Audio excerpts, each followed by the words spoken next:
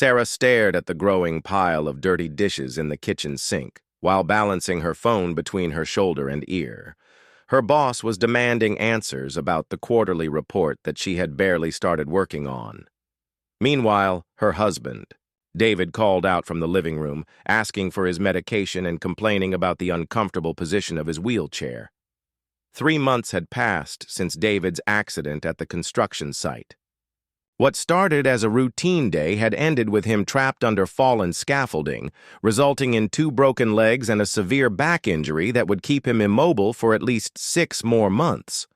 The doctors assured them he would make a full recovery, but the healing process was slow and required constant care.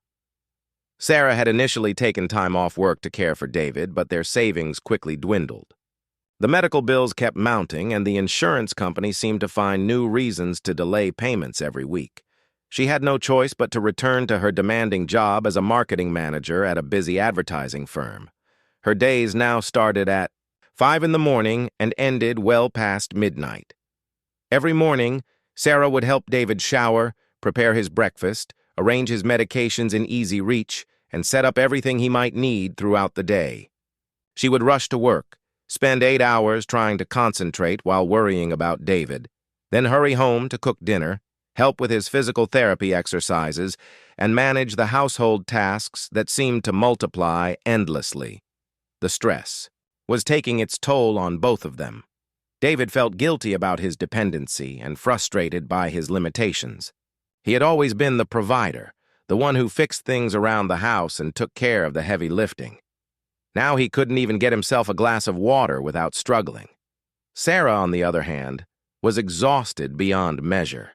She loved her husband deeply, but the constant pressure of being everything to everyone was wearing her down.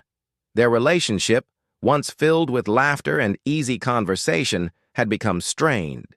David would snap at Sarah for small things like forgetting to refill his water bottle or being 5 minutes late with his pain medication. Sarah would bite back tears and remind herself that he was in pain and frustrated, but sometimes she would lock herself in the bathroom just to cry quietly for a few minutes.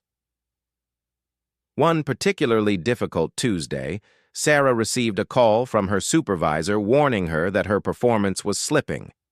3 clients had complained about delayed responses to their emails, and she had missed 2 important meetings due to emergencies at home. The threat of losing her job loomed large, especially when they desperately needed the income and health insurance. That evening, as Sarah struggled to help David into bed while simultaneously trying to answer work emails on her phone, she finally broke down. The tears came in heavy sobs that she couldn't control. David, seeing his wife's distress, felt his own heart breaking. He reached out to touch her hand, and for the first time in weeks, they really looked at each other. "We can't keep going like this," David said softly. "You're killing yourself trying to take care of me and everything else. We need help." Sarah wiped her tears with the back of her hand and nodded. They had discussed hiring help before, but the cost seemed overwhelming when money was already tight. However, they both realized that if Sarah lost her job, they would be in an even worse situation. The next day, Sarah called several home care agencies during her lunch break. The prices varied widely, and many required long-term contracts that they couldn't afford. Finally, she found a smaller agency that offered more flexible arrangements. The coordinator, Mrs. Peterson, was understanding and helped Sarah work out a schedule that would fit their budget. "We have a wonderful caregiver named Maria who might be perfect for your situation," Mrs. Peterson explained.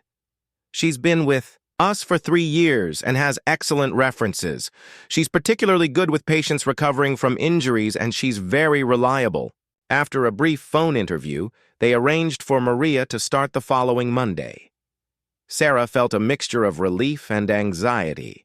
She was grateful for the help, but worried about having a stranger in their home, handling their personal affairs, and taking care of David when she wasn't there. On Sunday evening, Sarah spent hours preparing for Maria's arrival. She made detailed lists of David's medication schedule, his dietary restrictions, the physical therapy exercises he needed to do, and emergency contact numbers. She organized the house, prepared easy-to-heat meals, and tried to anticipate any questions Maria might have. What if she doesn't understand his needs? Sarah worried aloud as she folded laundry at 11 o'clock that night. What if David doesn't feel comfortable with her? What if she steals something or doesn't show up? David watched his wife bustling around nervously and wished he could do more to ease her burden. We'll figure it out as we go, he assured her. If it doesn't work out, we'll try something else. But we have to try something, Sarah. We can't continue the way we have been. Sarah knew he was right, but change had always been difficult for her. She liked being in control, knowing exactly how things were done, and being the one David depended on. Letting someone else into their private world felt vulnerable and scary. What if Maria judged their messy house or their financial struggles? What if she wasn't gentle enough with David or didn't understand his sense of humor? As she finally climbed into bed that night, Sarah's mind raced with possibilities both good and bad. She had no idea that hiring Maria would change their lives in ways she never could have imagined. The decision that felt so practical and necessary would soon lead them down a path filled with unexpected discoveries, complicated emotions, and life-changing revelations that would test everything she thought she knew about love, trust, and marriage. Maria Gonzalez arrived at 8 o'clock sharp on Monday morning, carrying a large tote bag and wearing a warm smile that immediately put Sarah at ease. She was in her early 30s, with kind brown eyes and an air of quiet confidence that suggested she knew exactly what she was doing. Sarah had expected someone older, perhaps more formal, but Maria's friendly demeanor made the awkward introductions feel natural. "You must be Sarah," Maria said, extending her hand. "Mrs. Peterson told me so much about your situation. I want you to know that you're in good hands. I've been caring for people in situations like David's for several years now." Sarah led Maria through the house, explaining David's routine and showing her where everything was located. Maria listened attentively, occasionally asking thoughtful questions that demonstrated her experience. When they reached the living room where David was waiting in his wheelchair, Maria greeted him with the same warmth, but also with a professional respect that acknowledged his dignity. "Good morning, David. I'm Maria, and I'm here to help make things a little easier for both of you," she said, making direct eye contact and speaking to him as an equal rather than someone to be pitied. David, who had been dreading this moment, found himself responding positively to Maria's straightforward approach. She didn't treat him like a fragile invalid or speak in the overly cheerful tone that some of the hospital staff had used. Instead, she asked him about his preferences, his comfort level, and what kind of help he actually wanted. After spending an hour going over the detailed instructions Sarah had prepared, Maria suggested that Sarah go ahead and leave for work. "The best way for David and me to get comfortable with each other is to spend some time together without you worrying nearby," she said with a gentle smile. "I promise I'll call if we need anything at all." Sarah hesitated at the door, looking back at David. This was the first time she would leave him with someone else since the accident. Her husband gave her an encouraging nod and reminded her that she had an important presentation that morning. With a deep breath, Sarah kissed David goodbye and headed to work, her phone clutched tightly in her hand in case of emergencies. At the office, Sarah found it difficult to concentrate. Every few minutes, she checked her phone for messages from Maria. By 10 o'clock, she couldn't stand it anymore and called home. Maria answered cheerfully and reported that everything was going perfectly. David was doing his physical therapy exercises, they had eaten breakfast together, and he was now reading while she organized his medications for the week. "He's a wonderful man," Maria added. "Very funny and smart. We've been talking about books. Did you know he's read all of Stephen King's novels? We have that in common." Sarah felt an unexpected twinge of something she couldn't quite identify. She was relieved that David and Maria were getting along. But there was also a small voice in her head that whispered about how quickly they had connected. She pushed the thought away, reminding herself that this was exactly what she had hoped. For over the next 2 weeks, the arrangement worked better than Sarah had dared to hope. Maria arrived promptly every morning and stayed until early afternoon, giving Sarah time to focus on her job without constant worry. David's mood improved dramatically. He was no longer angry and frustrated when Sarah came home from work. Instead, he would tell her about his conversations with Maria, the exercises they had done together, or something funny that had happened during the day. Maria proved to be incredibly capable. She helped David with his physical therapy more effectively than Sarah had managed, partly because she had professional training, but also because David seemed more motivated to work hard when Maria was encouraging him. She was an excellent cook and prepared nutritious meals that helped David's healing process. She even managed to organize their chaotic household in ways that made everything run more smoothly. Sarah began to feel like she could breathe again. Her performance at work improved, and she even started sleeping better at night. For the first time since David's accident, she felt like they might actually get through this difficult period without losing everything they had worked for.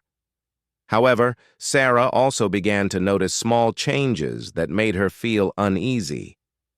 David would mention Maria frequently in their evening conversations, often comparing her cooking to Sarah's or commenting on how much easier it was to do his exercises with Maria's help. He seemed more animated and happy when talking about his days with Maria than he had been in months. One evening, Sarah came home to find David and Maria laughing together in the kitchen. They were so engrossed in their conversation that they didn't notice her arrival. Sarah stood in the doorway for a moment, watching them. David's face was lit up in a way she hadn't seen since before his accident. Maria was telling him a story about her childhood in Mexico, gesturing expressively with her hands while she prepared dinner. When Maria finally noticed Sarah, she immediately switched her attention to greeting her employer. "Sarah, perfect timing. Dinner is almost ready, and David has been doing so well with his exercises today. Show her, David." David demonstrated the new movements he had learned, clearly proud of his progress. Sarah smiled and praised his improvement, but she couldn't shake the image of how comfortable and natural he had looked with Maria. There had been an intimacy in their laughter that made Sarah feel like an outsider in her own home. That night, as Sarah and David ate the delicious meal Maria had prepared, Sarah found herself asking more questions than usual about David's day. Who had he talked to? What had they discussed? Had Maria mentioned anything about her personal life? David answered easily, but Sarah detected a slight change in his tone when he talked about certain moments with Maria. "She's really easy to talk to," David said. "It's nice having someone around who doesn't worry about every little thing I do. She treats me like I'm still a normal person, not someone who's broken." The words stung more than Sarah cared to admit. She knew David didn't mean to hurt her feelings, but his comment highlighted how much their relationship had changed since his accident. She had become the caregiver, the worrier, the one who managed his medications and monitored his pain levels. Somewhere along the way, she had stopped being his wife and had become his nurse. As the days passed, Sarah found herself paying closer attention to the dynamics between David and Maria. She began to arrive home at unexpected times, telling herself she was just checking on David's progress. What she discovered made her increasingly uncomfortable, though she couldn't put her finger on exactly what was wrong.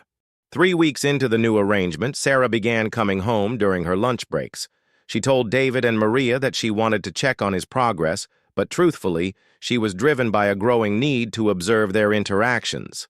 What she witnessed during these unexpected visits both reassured and troubled her. On Tuesday, she arrived to find Maria helping David with his physical therapy exercises in the living room. Maria was kneeling beside his wheelchair, gently guiding his leg through the prescribed movements while they discussed a documentary they had watched together. Their conversation was animated and intellectual, covering topics from history to philosophy. Sarah realized she hadn't had such deep conversations with David in months, partly because she was always too tired, and partly because their interactions had become focused on his medical needs. "Sarah!" David looked up with genuine happiness when he saw her. "Maria was just telling me about this fascinating book she read about the history of medicine. Did you know that some ancient treatments we thought were primitive are actually being studied by modern doctors?" Maria smiled at Sarah and continued explaining the book's concepts. She was clearly educated and well-read, which shouldn't have surprised Sarah, but somehow it did. Sarah had unconsciously assumed that a housemaid would be different from herself, perhaps less intellectual or sophisticated. The realization made her feel ashamed of her prejudices. On Wednesday, Sarah found them in the kitchen, where Maria was teaching David how to prepare a traditional Mexican dish from her grandmother's recipe.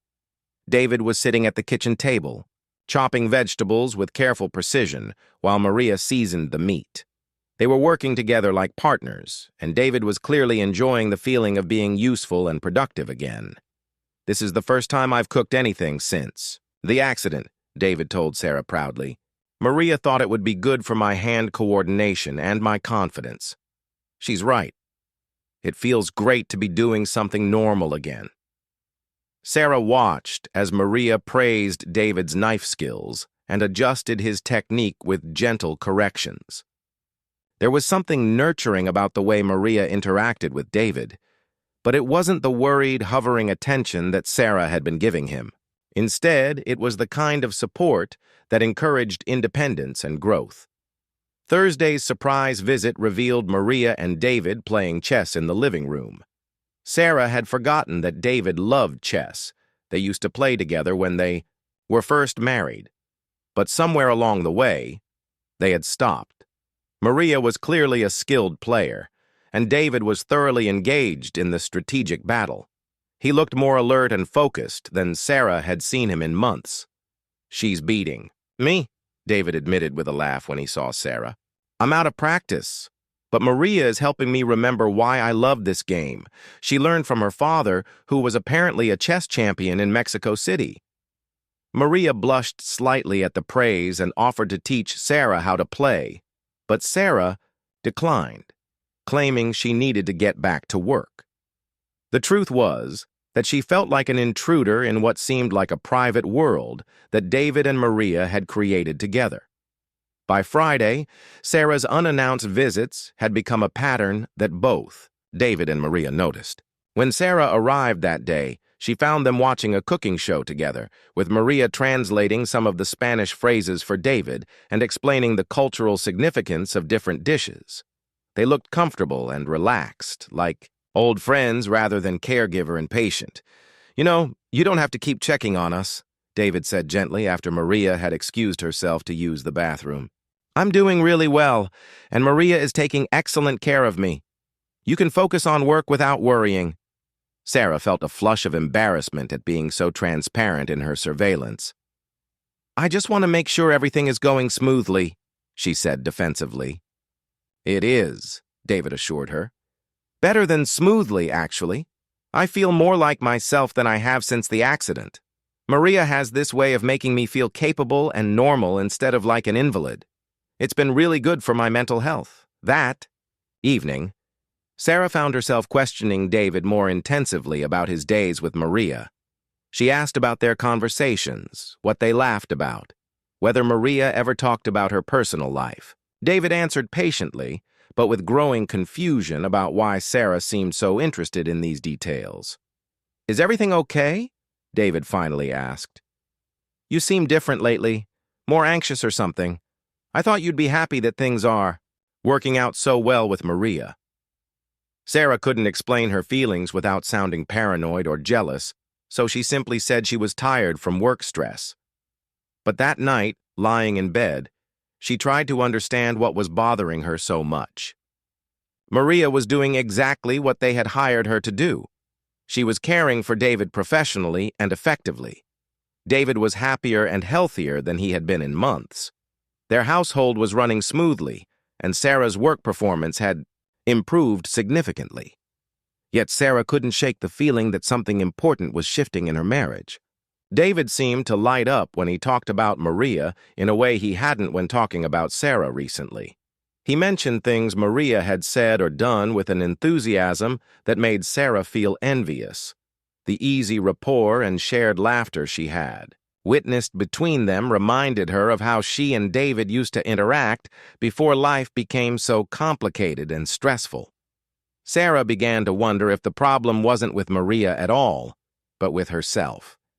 Had she become so focused on David's physical recovery that she had forgotten how to connect with him emotionally?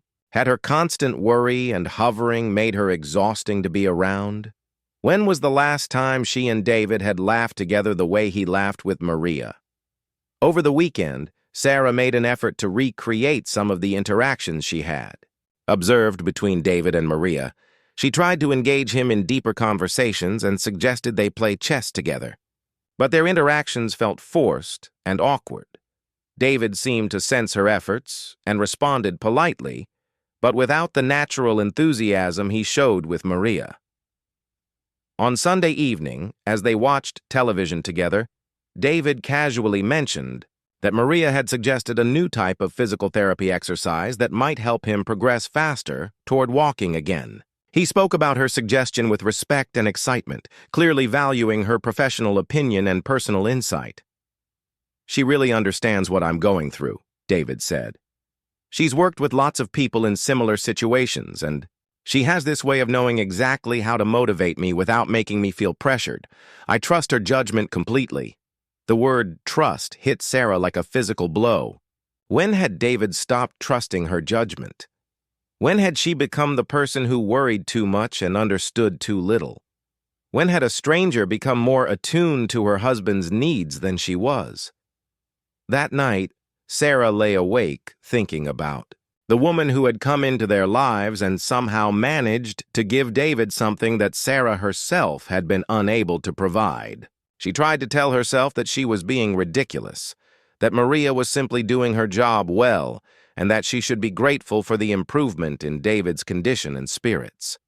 But deep down, Sarah knew that something fundamental had changed in the dynamics of her marriage, and she wasn't sure how to change it back. Sarah's growing unease reached a turning point on a Thursday afternoon when she came home early from work with a migraine. She had planned to rest quietly, but as she approached the front door, she heard laughter coming from inside the house. The sound stopped her in her tracks. It was David's laugh, but fuller and more joyful than she had heard it in months. Quietly, Sarah let herself in through the front door and stood in the hallway, listening. David and Maria were in the living room, and David was telling a story about his college days, something funny that had happened during a camping trip with his friends. Sarah had heard the story before, but the way David was telling it now was animated and engaging, with dramatic pauses and character voices that made Maria giggle appreciatively. "You're such a good storyteller," Maria said warmly. "I bet you were the life of the party in college." "I had my moments," David replied, and Sarah could hear the smile in his voice. "Sarah always says I should have been an actor instead of going into construction. She's probably right.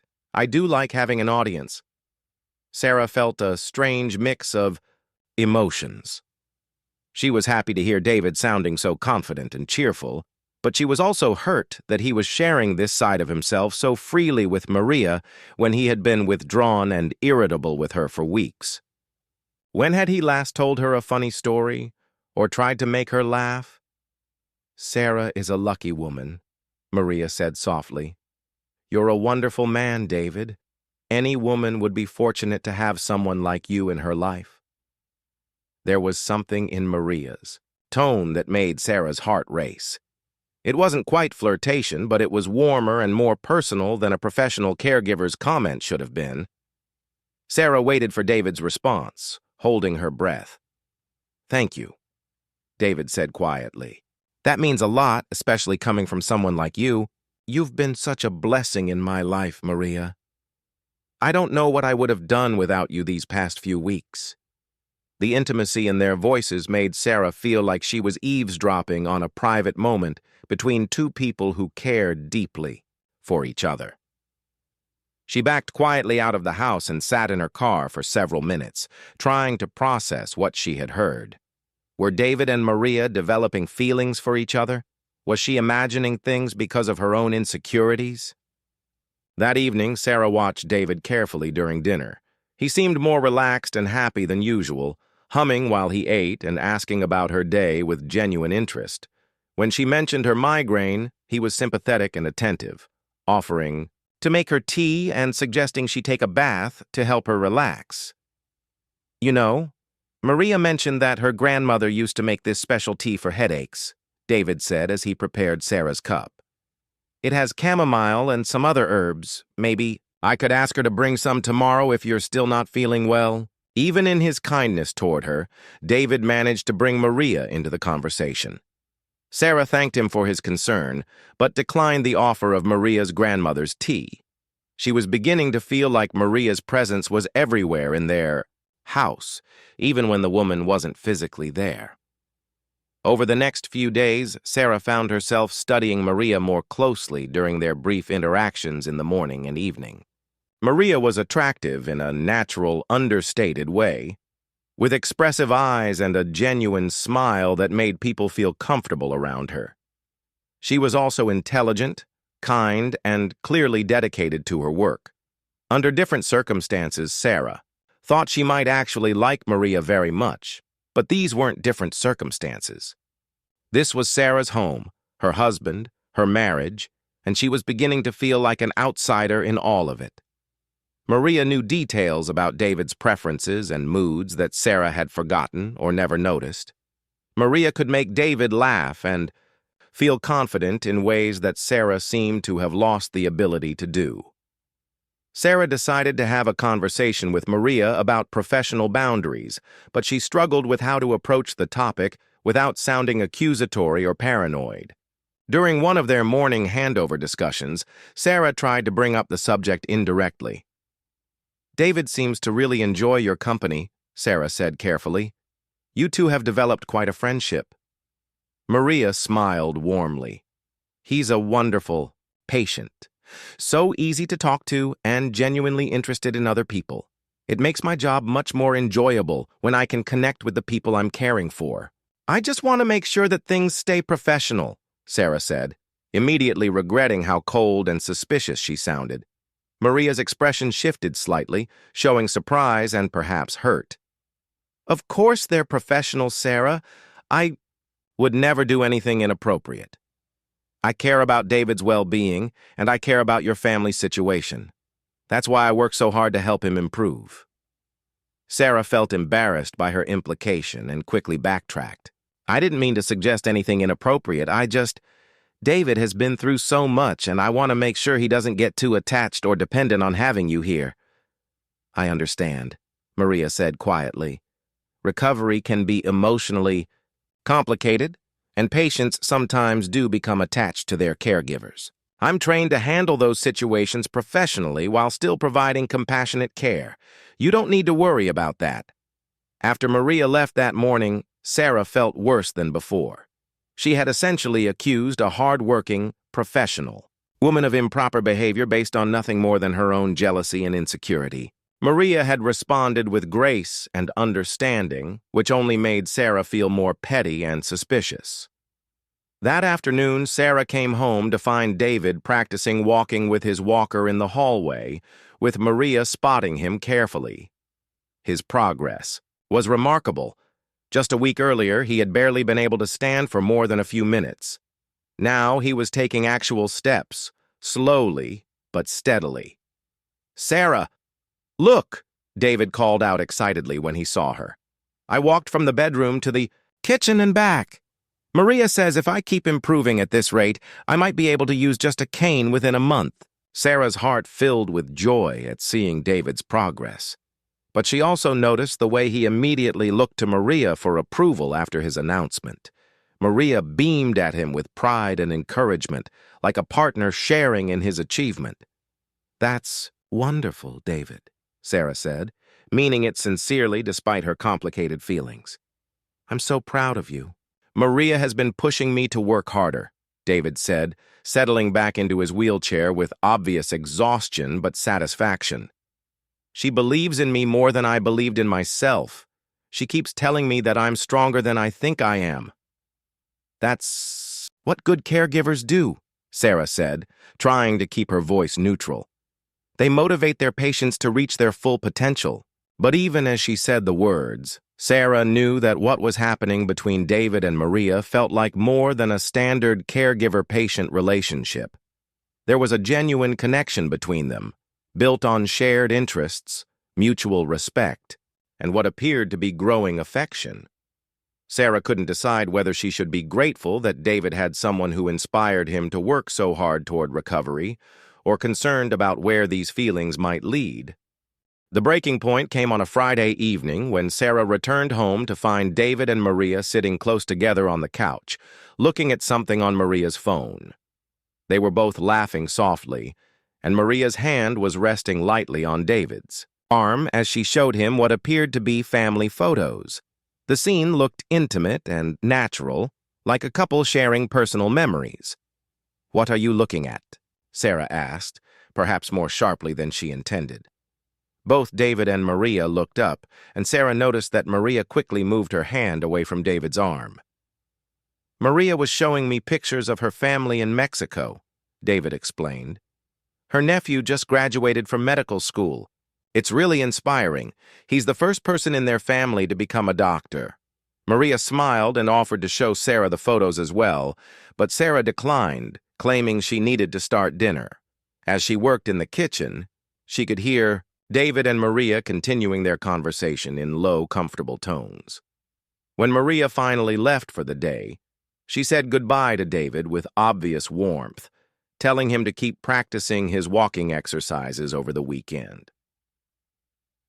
That night, Sarah decided she needed to have an honest conversation with David about what she was observing. After they had gone to bed, she carefully broached the subject.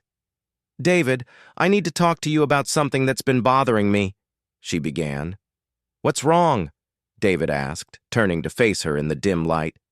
"It's about Maria.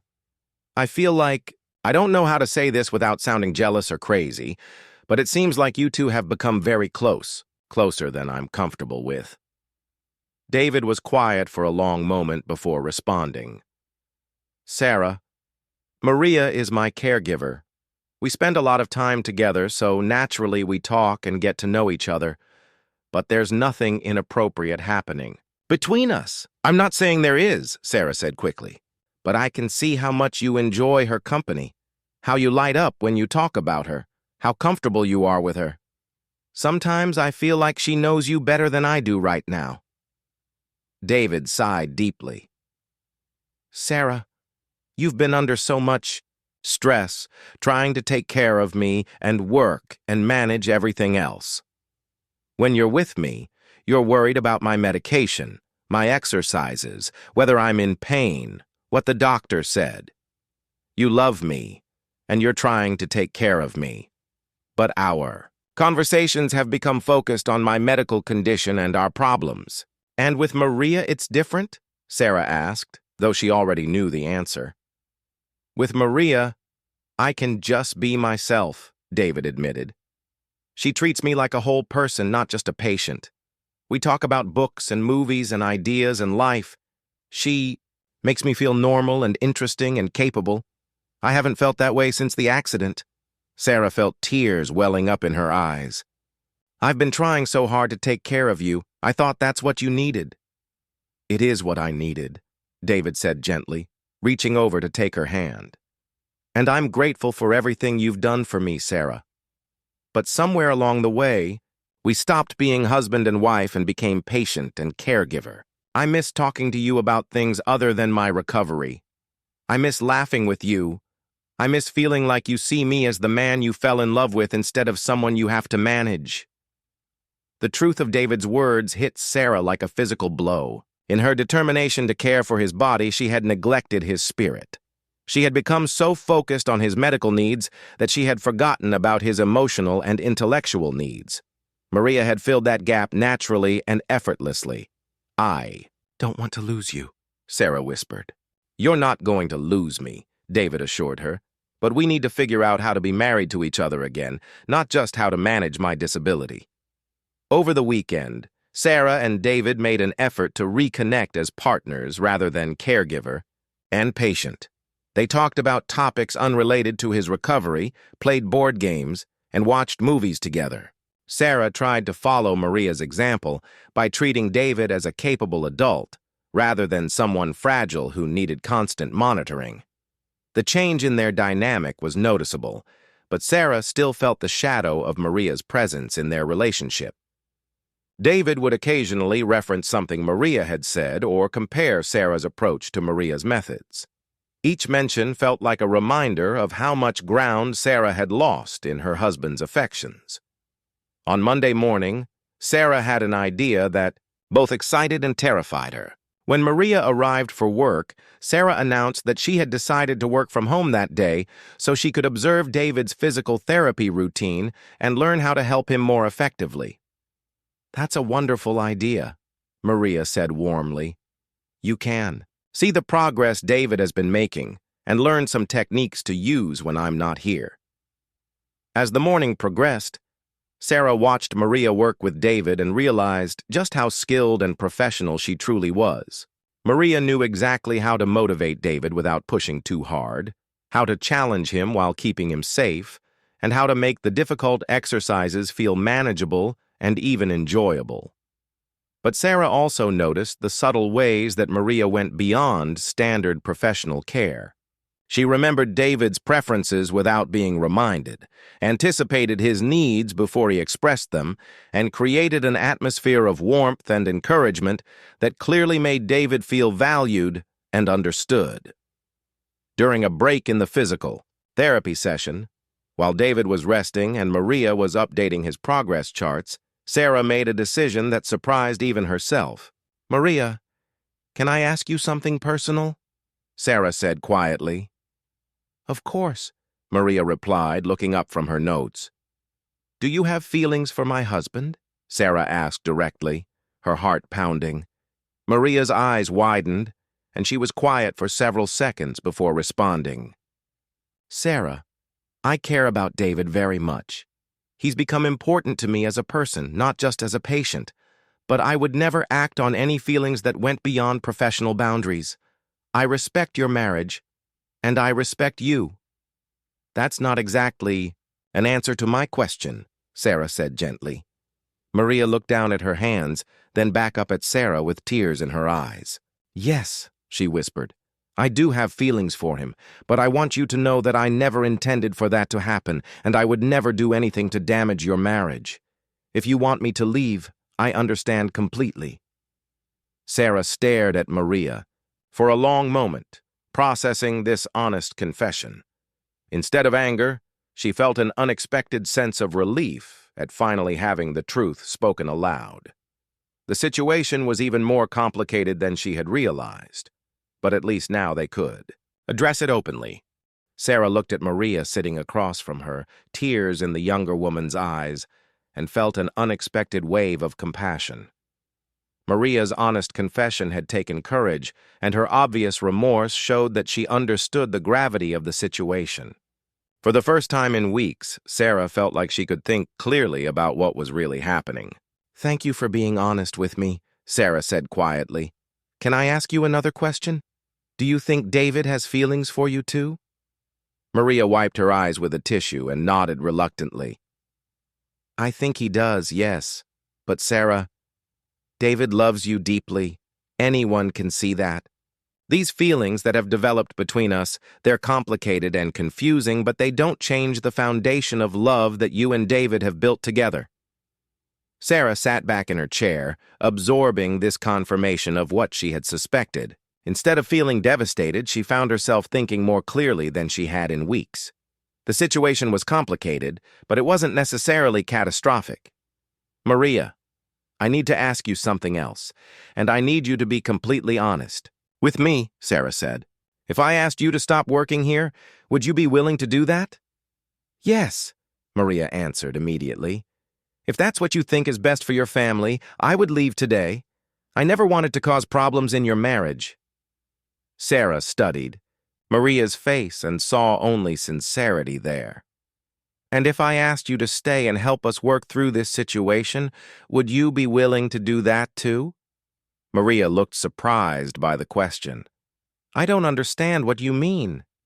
Sarah took a deep breath, hardly believing what she was about to say. Maria, you've helped my husband in ways that I couldn't. You've given him back his confidence, his sense of humor, his hope for recovery. You've also shown me some uncomfortable truths about how I was relating to him as his caregiver instead of his wife. Sarah, I don't think I should be involved in your marriage problems, Maria said carefully. But you already are involved, Sarah replied.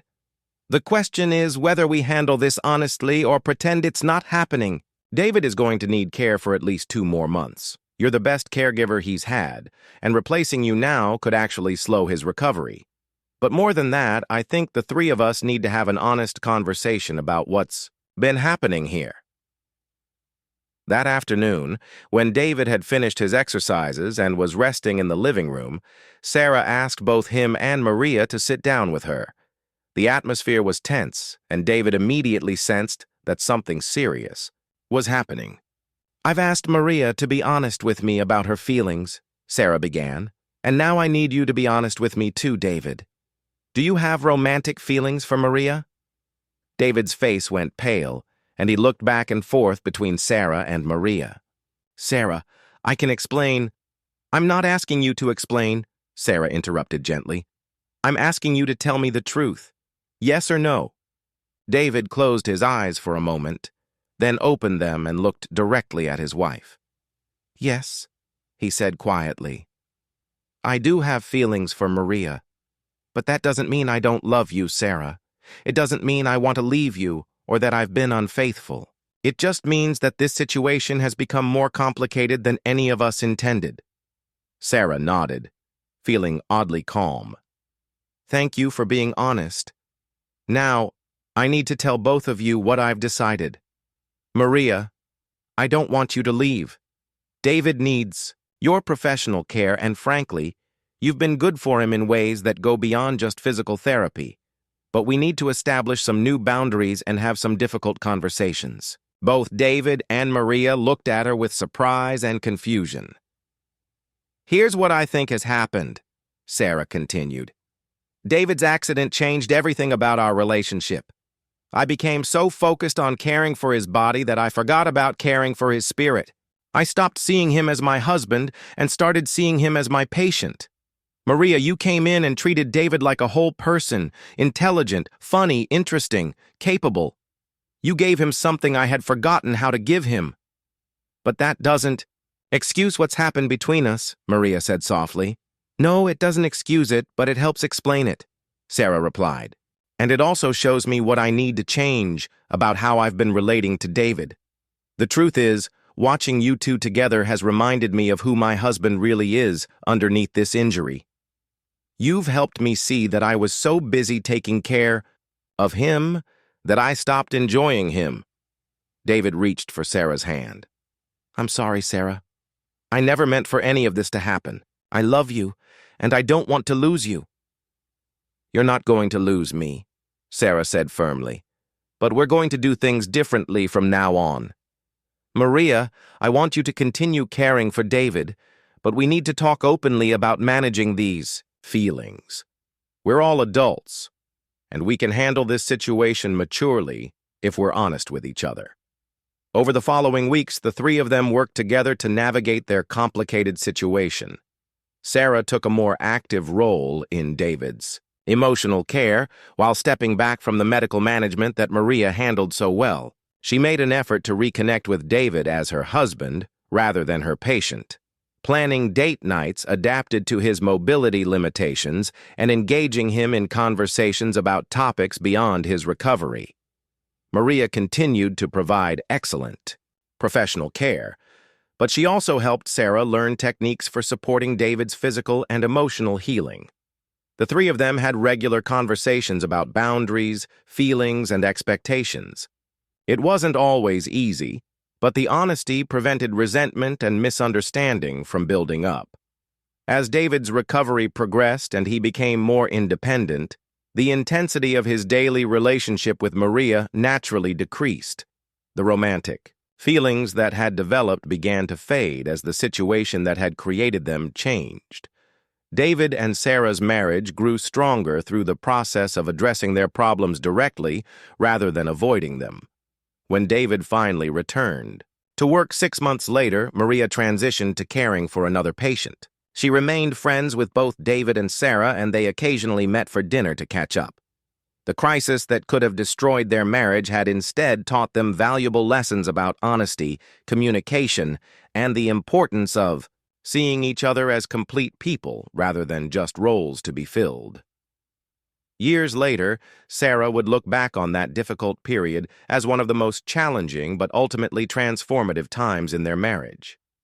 The unexpected turn that began with hiring a housemaid to help care for David had forced them to confront problems they hadn't even realized existed and had ultimately made their relationship stronger and more honest than it had ever been before.